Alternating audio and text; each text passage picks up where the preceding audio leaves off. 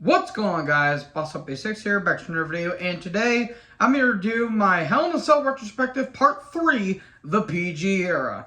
Now, this is going to sound a little bit convoluted because I'm actually going to divide this into two parts. This is going to be the first part, and the second one may be uploaded maybe later today, depending because I got some stuff I got to do. Oh my hell, folks! This is a different kind of period where WWE was going to PG and there was going to be some notable shifts. The big thing is there's going to be no more blood. People are going to be bleed hard way, but there's going to be no intentional bleeding.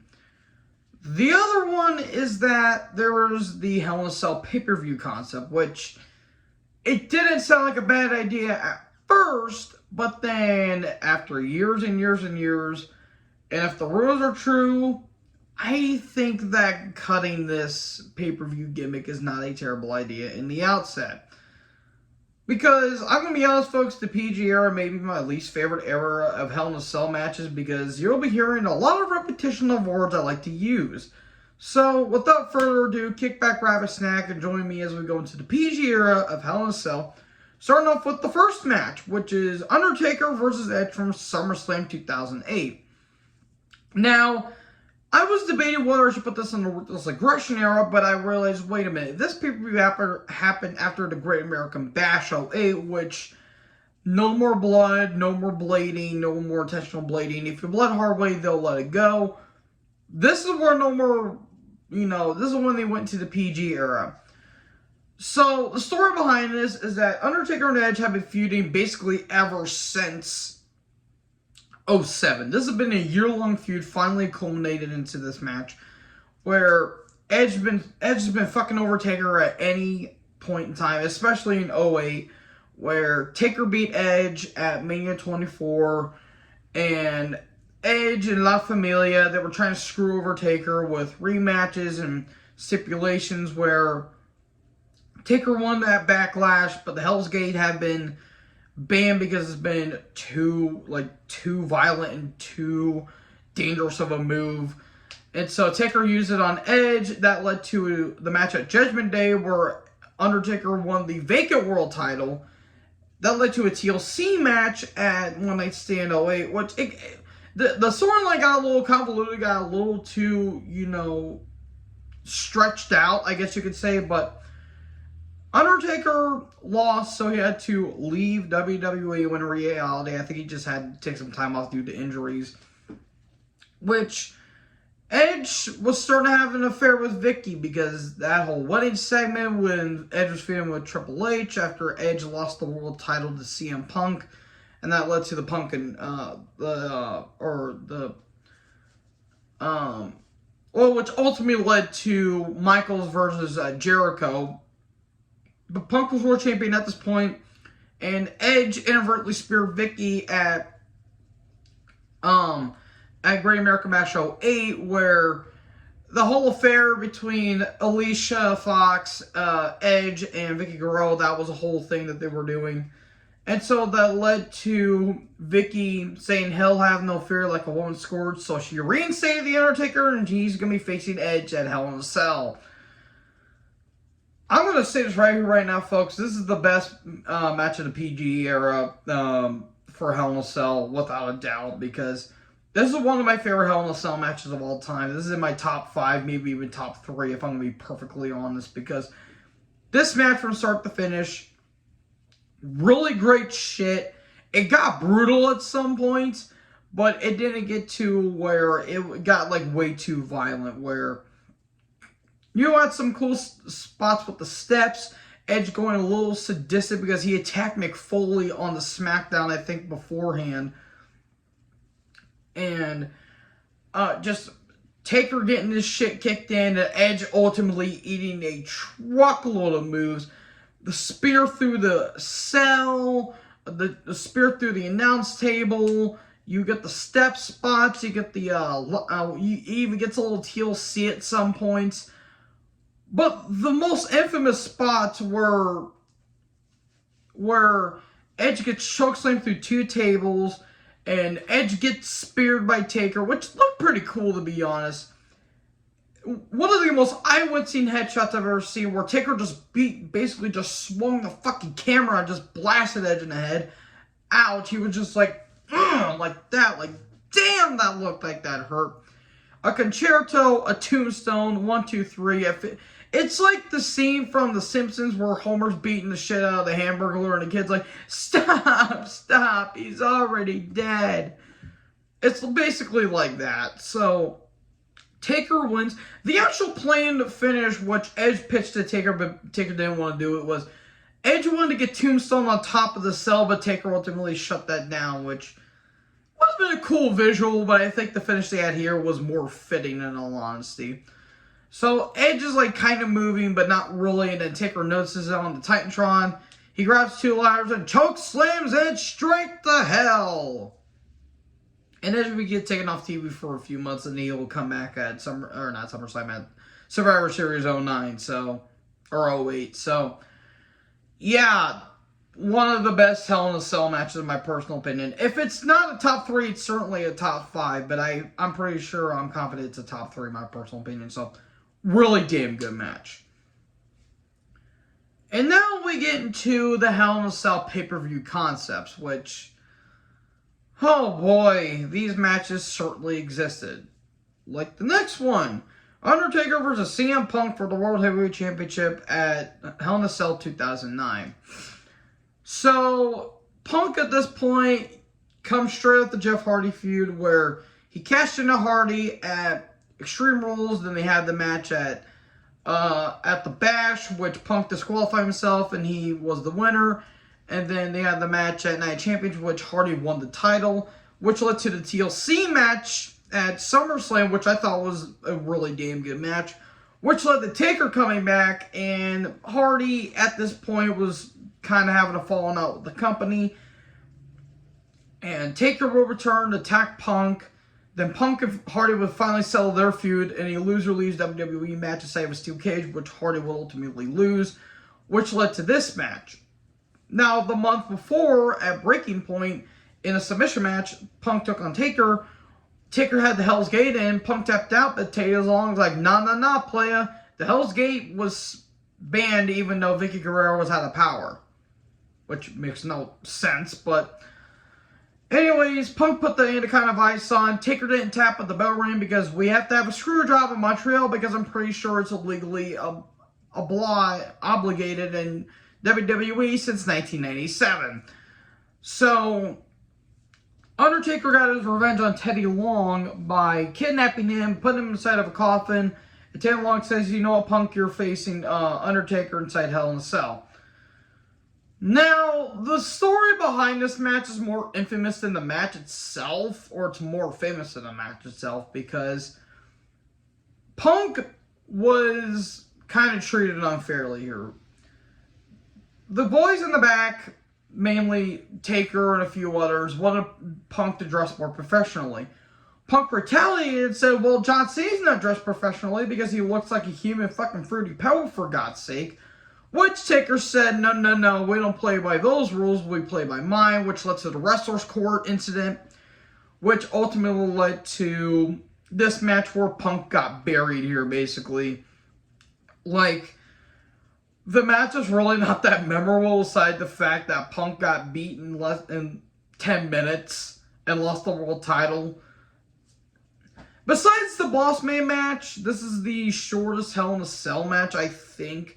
Yeah, the Boss Man match was shorter than this, which, thank God, but at the same time, this match wasn't memorable besides the backstory to this. So yeah, short, sweet, to the point, this match really wasn't that good. I'd say it's one of the worst Hell in a Cell matches. Speaking of one of the worst Hell in a Cell matches, John Cena versus Randy Orton for the WWE title. And a feud that I think in an alternate universe is still going on at this point. So, Orton won the title at Backlash 09 in a 6-man tag. And him and Triple H were having their feud. And Cena was on Raw at this point. And he just came off his feud with the Big Show. And Orton was actually feuding with Batista, but Batista got injured which led to a fatal four-way between Big Show, Triple H, Orton, and Cena, which Orton ultimately won, which led to a triple threat Night of Champions where Orton would win. And Cena and Orton and Triple H had a 3 Stages of Hell match at Great American Bash. Wait, was it Judgment Day 09? Wait, no, Judgment Day 09 wasn't. Was Judgment Day 09 a thing? I'm honestly trying to remember. Yeah, it was. I think Orton lost the. I think Orton lost the title there. I'm pretty sure. I'm really trying to remember this, folks, because all this shit's really starting to get. Just nailed that one. Yeah, I'm pretty sure. I'm trying to remember because no, I can't remember. Honestly, I'm just gonna move on from it. But yeah, Orton and Triple H had their 3 Stages of Hell, which led to Triple Threat Night Championship, which Orton won, which led to the SummerSlam match between Orton and Cena, which was fucking god awful in my opinion because it was boring, which led to this match. This match wore in Hell in a Cell, and this is going to be a big theme going on throughout the entire PG era because a lot of these matches didn't really need to be Hell in a Cell. Because this match was goddamn boring from start to finish. I understand what they were trying to do. They made Orton's character more methodical, more of a slow burn in all honesty. But at least with the first Halloween movie, there at least was something interesting. Which this match wasn't. This match was not good. This was pretty damn bad.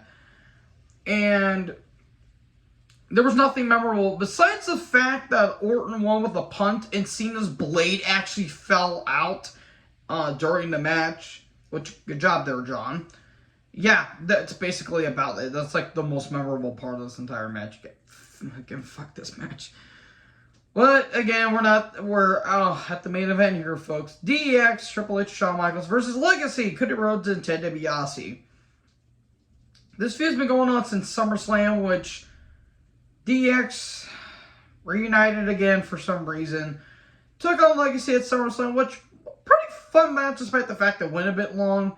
Then they had the pretty underrated submissions count anywhere match at Breaking Point, which led to this match here. This is probably the best match out of the 3 to happen on this particular event, but it's still not that great in my personal opinion.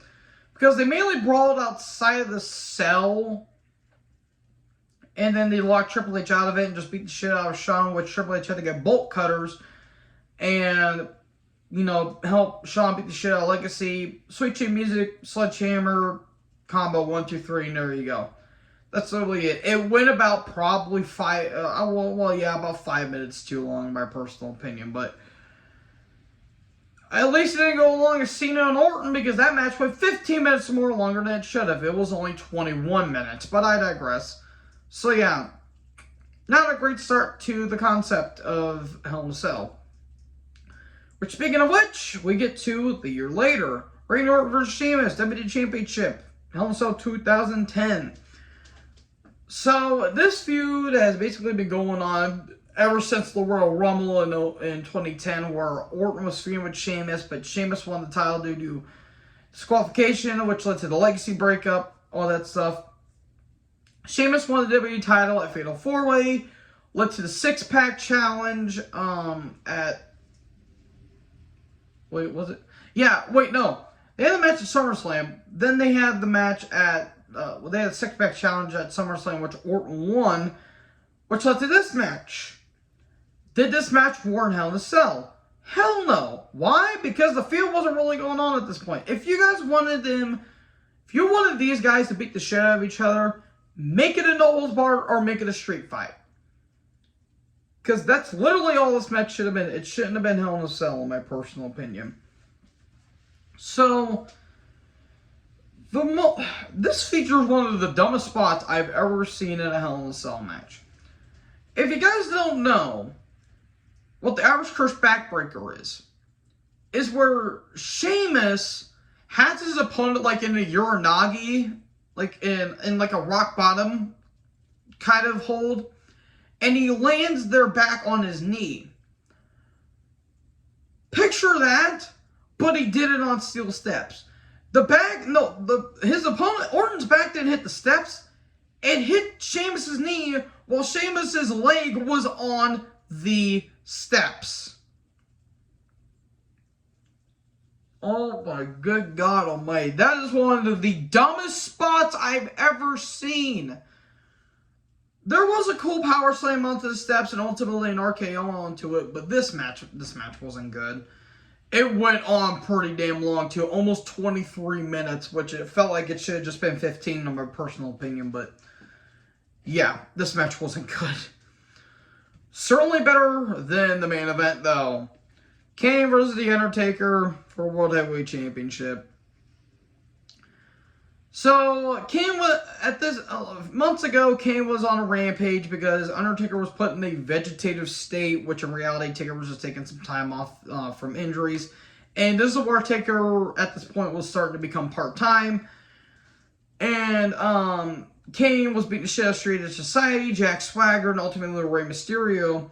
When Kane won the Money in the Bank contract for SmackDown at the Money in the Bank pay-per-view months beforehand, cashed in on Rey that same night, and they had the match at SummerSlam, which Undertaker returned, and yeah, that was not a good idea. They had their No Holds Barred match at Night Championship, which was not good, which led to this match here, and Paul Bearer turned on The Undertaker at Night Champions. Okay. If this match happened in 1999 or 1998, this match would have been probably good. The problem is, these men were kind of past their prime at this point, because Taker he still could have done stuff, but not a whole lot, and Kane was doing the best he could with this. This match was not good. It was ungodly slow, it was boring, it was kind of meandering, and oh my good Lord almighty. Like, okay. Okay, so the ending of this match is completely stupid and nonsensical. So, the referee gets taken out by Kane, and the pallbearer just wanders into the cage like he lost his keys, and the other referees are trying to get the injured referee out. Undertaker goes for the tombstone, but the lights are going out. Paul Bearer opens the urn and shines a light in Undertaker's eyes. And then Kane wins with a chokeslam. What the hell was that? Seriously, what the hell was that? That was one of the dumbest endings I've ever seen to a Hell in a Cell match. Period. Stupid as hell. And then they have a Buried Alive match, which is the last one up until this, which is the last one at this point, and probably the last one we'll ever see, period. Which the Nexus got involved for some reason, and my God, just please end this nightmare. This match wasn't good. This is one of the worst Hell in a Cell matches I've ever seen, because both men were way past their prime, and everyone was older, everyone was getting a little bigger, especially Paul Bearer. God bless Paul Bearer, but Paul's always had, like, health issues and all that stuff, but not trying to speak ill of the dead here, but yeah, this match was not good. So, there was a dark match for the WWE Championship in 2011 between Cena, Del Rio, Punk, Swagger, and Ziggler, but that, again, I'm not counting those, because that was mainly just a finisher fest, in all honesty, which Cena won, and it's the shortest Hell in a Cell match to this date. It lasted 5 minutes. Okay, then. So, with going on the agenda properly, let's go to Mark Henry versus Randy Orton for the World Heavyweight Championship. Oh, dear. Okay, so this is when Mark was in his Hall of Pain phase, which is the best thing he's done. And no matter what, like, okay, the sexual chocolate stuff he did in the 90s was funny, even though it was kind of cringy because of the stuff with him and Mae Young, but okay, that was just mainly like a comedy gag. This is where they finally took Mark seriously. Now, they've been trying to do it for years and years, but unfortunately, since Mark's a big guy, he gets injured a lot. So, Henry won the world title at Night of Champions, and let's to this match. Which, again, did this match need to be Hell in a Cell? No, which is why we did it anyway. Oh, God. Henry can only do so much. Orton's good. I like Mark, don't get me wrong, but why did this go almost 16 minutes? Why? I don't get it. Yeah, this match wasn't good. This match was really not that good. Because, again, it didn't need to be Hell in a Cell. It was just kind of the same. Literally, throw yourself into the cell, use the cell, hit your moves, lather, rinse, repeat. That's literally all that happened. And in the end, Henry won. A match that did not need to be Hell in a Cell. Then we get to the main event. Alberto Del Rio versus John Cena versus CM Punk for the WWE Championship. You want to talk about a clusterfuck? Here it is. So, where do I begin with this? Let's go all the way back to Money in the Bank, where Punk won the title. He threatened to walk out. He ultimately did for about a week, when in reality he actually signed a contract like an hour before his match. So, there was a tournament to determine a new champion, which Rey Mysterio won, which lost to John Cena an hour later because Cena is a good guy. Which led Punk to come back, led to the Undisputed Championship match at SummerSlam with Triple H as referee. Triple H didn't see Cena's foot on the rope, and Punk won the match, which led to Kevin Nash, of all people, attacking Punk, which is a storyline that's confusing in itself, where Del Rio cashed in. He became the champion who lost to Cena at Night of Champions. And Punk lost to Triple H at Night of Champions as well, and which led to a triple threat here. This match was a fucking mess. It really was, because I wouldn't say it's bad, but it's kind of messy. It's just a mess. And this match should have been at least 15 minutes. It went like 10 minutes too long to me. The only memorable thing was the ending, where it was just batshit insane, where Punk, I think Cena got handcuffed by Ricardo Rodriguez. Punk got the shit beat out of him with the pipe. Del Rio won the title. And these two hooded figures were attacking Cena and Punk. And Del Rio got the hell out of town. And the hooded figures were actually Miz and Truth, which led to a wild-ass brawl. Everyone was getting arrested and all this stuff, yada yada. It was such a wild ending. It could have been a Raw ending in all honesty, but yeah. Yeah, this match wasn't really memorable or noteworthy. And not to mention the commentary sounded like they did not give a shit about this at all. So then, we get into Mania 28, on my birthday in 2012. Triple H versus The Undertaker with Shawn Michaels as special guest referee. So this has been kind of like a year-long feud, where the year prior, Undertaker defeated Triple H at Mania 27, and Triple H actually walked out under his own power, whereas Taker actually had to get carted off, which was a rarity. So they sought out to do a rematch inside Hell in a Cell with Shawn as referee. Now, who would Shawn side with? The man that ended his career, or the man that he's known for so many years? The end of an era match. I will say, this match was a really, really, really good match. The storytelling was amazing. The drama was very good. And great, great, great stuff. And it features, if not the best, probably top 5 or top 3 best kickouts of all time. Where Triple H was about to get hit with the tombstone, super kick, pedigree, but a kick out at 2 3/4. Brilliant stuff. However, there's 2 or 3 complaints I have with this match.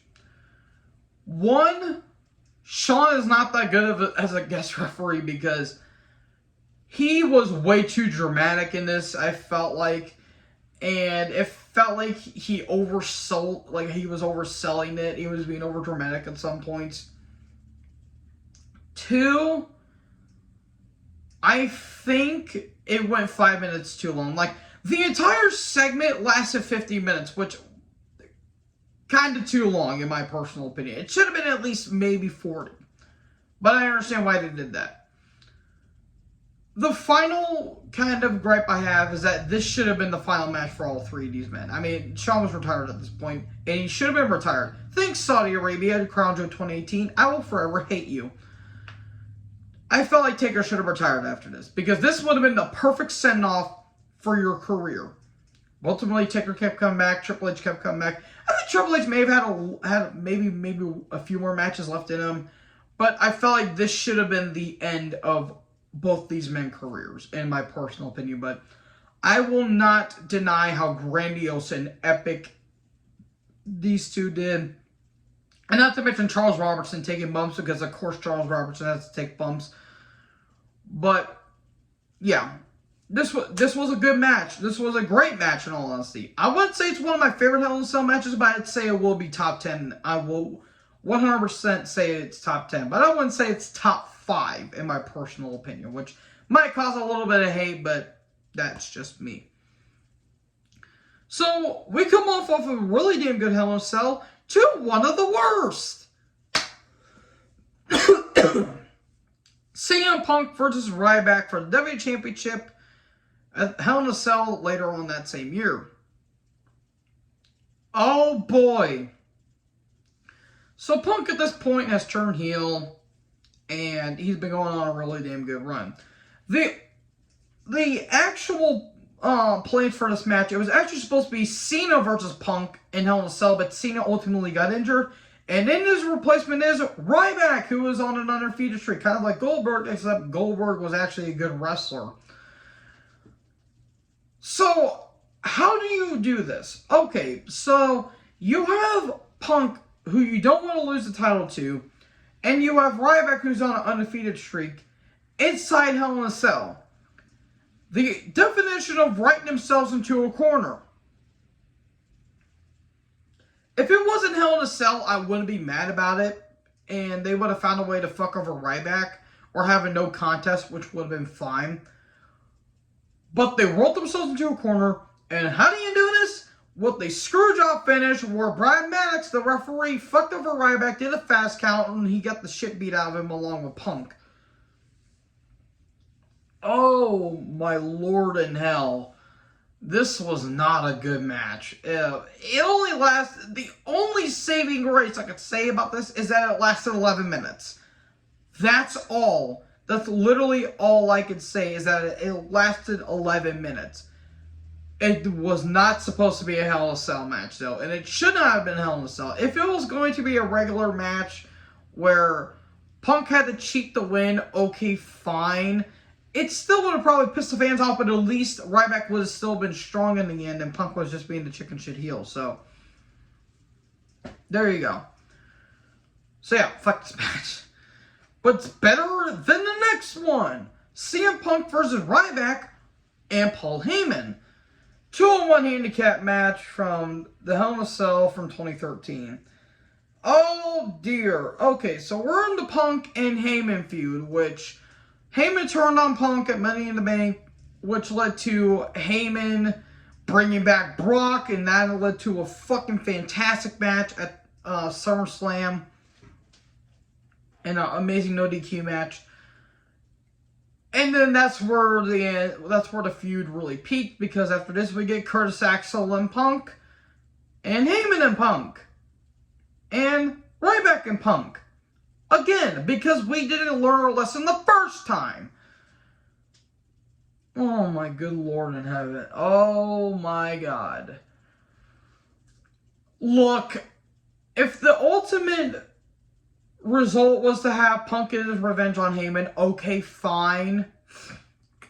But in reality, I felt like the end of the feud should have been Punk versus Brock.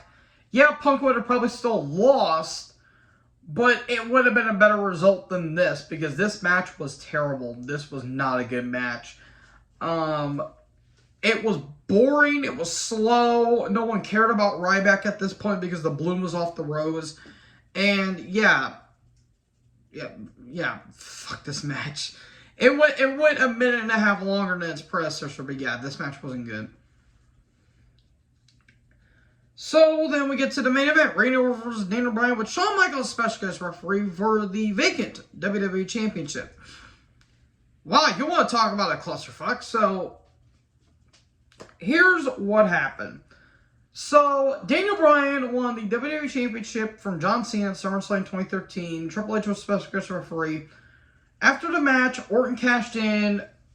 Bryan got hit with the pedigree by Triple H. And that started the Authority storyline. And Orton and Bryan had a rematch at Night of Champions, which ended in a fast count by, I think, Scarlett Armstrong, I'm pretty sure. And Triple H vacated, or no, not vacated. Triple H basically stripped the WWE Championship out of Daniel Bryan, which led to a rematch at Battleground, which ended in no contest because the Big Show interfered. Because of reasons. So that led to this match and Shawn's special guest referee. I will say this match wasn't bad and it had its moments. The problem I have with it was the finish. So Triple H is, trying to screw over Bryan and all this stuff, and Bryan's retaliating.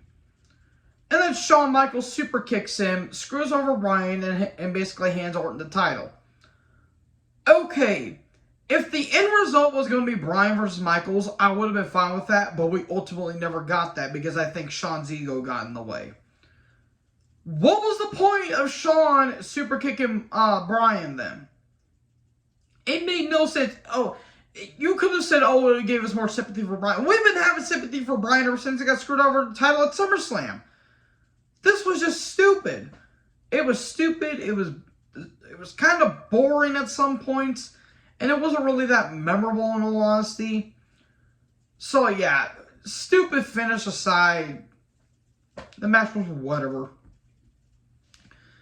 Alright, so we get to the penultimate entry on this, because I'm doing this into 2 parts. We have John Cena versus Randy Orton in a number 1 contenders match for the WWE World Heavyweight Championship. So this felt like it came out of left field in all honesty, because Cena was champion going into SummerSlam against Brock, which the original plans were actually Bryan versus Brock, but Bryan actually had to vacate the title because of neck injuries. And Brock just squashed the shit out of Cena. They had a rematch at Night of Champions, but ultimately Rollins interfered and all that stuff. It seems like, well, I want another match. Well, Orton, on the other hand, he had to deal with Reigns, and he wanted a match. So, fuck it, put it in Hell in a Cell, because the first match proved that if it goes long, that it'll go good. No, it would not. This match was better than their previous encounter, but it still wasn't that great. It went 5, maybe 15 minutes I wouldn't say 15 minutes. Went like maybe 5-10 minutes too long. It was kind of slow at the beginning. The finish was kind of cool where Orton got AE'd off the top through a table, but that's basically all that's kind of memorable. This match was kind of unmemorable in any way, shape, or form. I will say this had a better ending than the next match, which leads us to the final entry on this retrospective, at least part 1. We have Dean Ambrose versus Seth Rollins, and yeah, okay, so here's how everything went down. After the Shield beat Evolution at Payback, Rollins turned heel when he was Plan B. He joined the Authority, and he became basically the Chosen One. He won Money in the Bank. He was feuding with mainly Ambrose, and Reigns was doing his own thing around this point. Rollins took out Ambrose by curb stopping him on the cinder blocks, which Ambrose came back, wanted to get his revenge, and that's when JJ Security and Kane was getting involved in all this stuff. Ultimately decided to be inside Hell in a Cell. This is one of the lone exceptions where this deserved to be Hell in a Cell, because these two have been going at each other's throats for months and months and months. This was a really damn good match. This was probably the best Hell in a Cell match since Triple H and Taker. The problem I have is the fucking finish. So the ending. Rollins was about to get curb stomped on the cinder blocks where Seth was gonna get, gonna get his due. But all of a sudden the lights go out. And this weird hologram of Bray Wyatt attacks. Bray Wyatt comes out from this hologram, attacks Ambrose, hits him with the Uranagi, and Rollins wins. Okay. If you were going to have Bray attack Dean, why not do it afterwards? Because it makes Dean look like an idiot. Or John Moxley, whatever you want to call him.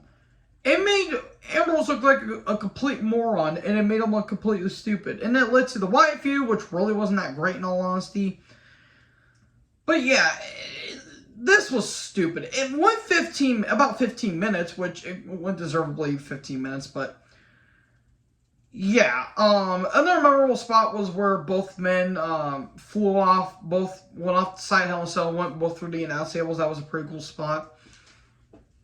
So, good match. Really damn good match. These guys beat the hell out of each other, but the ending killed it, and it was completely stupid. So, kind of a flat way to end this video on. So, I apologize for having this a little bit, having this up a little late. It's because I've been dealing with a lot of stuff lately, but I'm doing okay, and, just trying to get my, I guess you can say, get my stuff, rearranged in some way, and I've been helping out with family lately and all that stuff. So I will be doing part 2 of the 4-part, which so part 3 of the PG era, but it's the second installment of it. I know, confusing as hell, but hey, I'm going to try my best. So anyways, thank you guys for watching this video. Make sure you guys like, comment, subscribe, tap the little bell for more notifications. Join the herd. Talk to you guys next video. Peace out.